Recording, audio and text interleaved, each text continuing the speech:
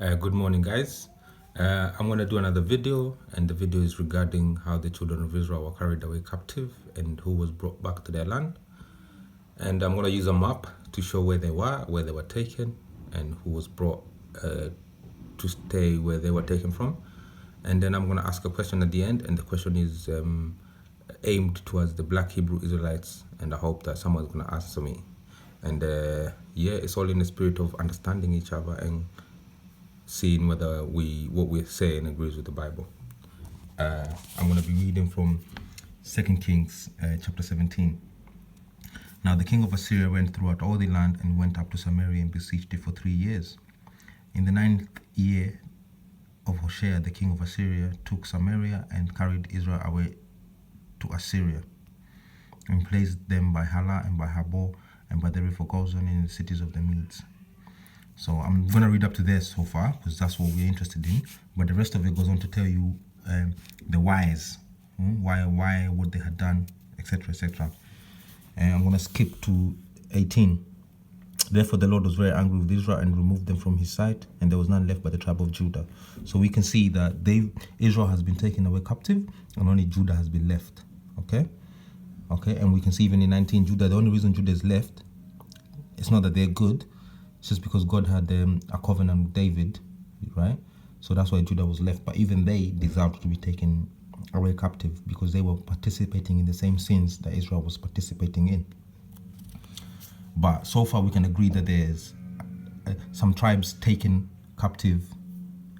And if we go down to 24, we see the king of Assyria, after he's taken these people captive, brought people from Babylon, Cutha, Ava, Hamath, and Sepharvaim, and placed them in the cities of Samaria instead of the children of Israel, and took possession of Samaria and dwelt in their cities. So, to the map. What has he done? The king of Assyria, this is Assyria, as you can see, right? It's quite a big empire, right? Eventually, it took over even Israel. This is Egypt, right? This will be modern day, Jordan and the Sinai Peninsula and all that. And then you go, this is Iraq really, Babylon, you know? And then so America will be way that way. This is the Mediterranean. So just think about where America will be, okay? And this is Africa, down here, right? This will be Africa.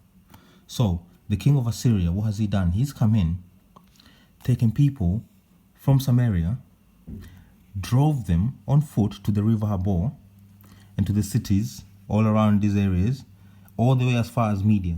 This is about 800 miles on foot he's taken them.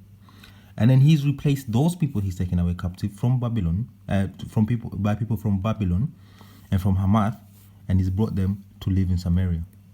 Okay? Right? So, you tell me,